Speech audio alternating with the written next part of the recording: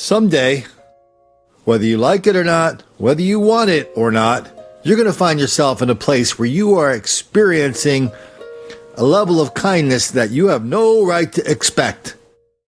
My own experience was last year in a hospital where I just met some of the kindest human beings on this planet day after day after day in the hospital, and I was just so grateful to them.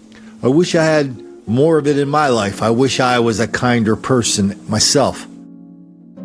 I also wish that these two older white people didn't become the victims of black on white murder because of their kindness.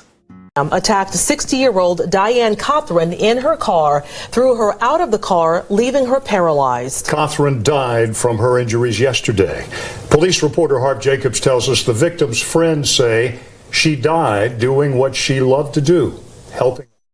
Diane Cothran was part of a group called the Fab Five, 5 friends who are like family. Diane was probably one of the most caregiving people that we've ever been around. I mean, there's nothing she couldn't do. Diane did not have a selfish bing bong in her body. She would do anything for anybody at the drop of a hat.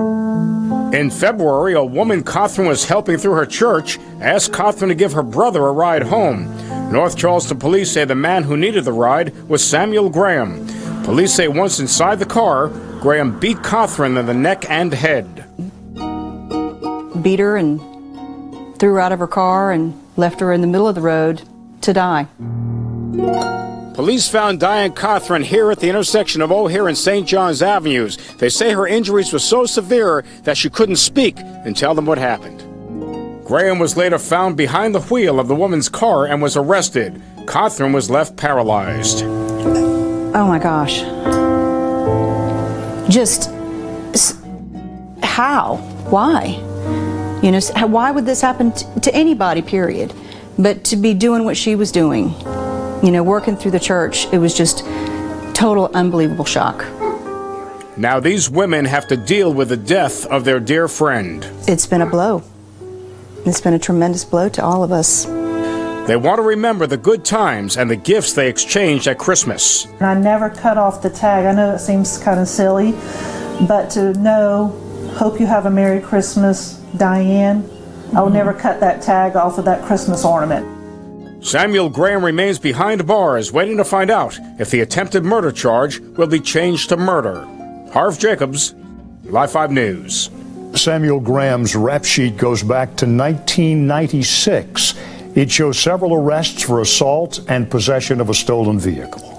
Let's head on over to Las Vegas, where people still can't believe this kind, aging hippie was killed because he was on a bus asking people to be kind to one another. Be nicer to passengers. Police say that's the last thing a 74-year-old man told the woman who pushed him off a bus. Police say that victim hit his head and later passed away. News 3's Antonio Castellan joins us live from Fremont and 13th Street with the story and the arrest that followed.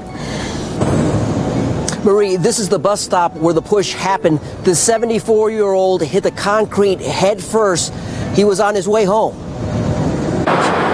Trevor Taylor tries to hold back the tears as he remembers his 74-year-old friend, Serge Fournier. He was an excellent neighbor, very nice, religious person. According to this Metro Police report, on March 21st, Fournier was riding on an RTC bus when he spotted 25-year-old Kadisha Bishop swearing at people.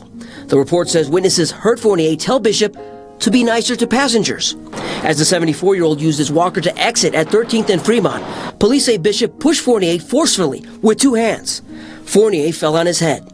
After he was pushed off the bus, he came here for a day or 2, and then his pain was so great that he had to call an ambulance and went to the hospital. Fournier spent a month in the hospital before he passed away. The Clark County coroner determined he died from complications connected to the push. No matter what his age, she should not have done that. So have we ever seen Good Samaritans being taken advantage of, robbed, assaulted, murdered before? Oh yeah, that's why we're doing that story. The first one. This is not a one-off. This is not something we've never heard of before. Please, sir. I want some more. What? Please, sir. I want some more.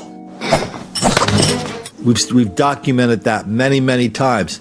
You think about it, maybe the case of people doing a fender bender when they get and the person stops when people stage a fender bender. Maybe that's even kind of a form of the Good Samaritan murder and robbery. Ditto for the bus. To me, if you're on a bus or a movie theater and you want to go up and tell a black person they're not behaving properly, go ahead. As long as you're ready for the consequences that we have documented here many times on a bus, in a movie theater,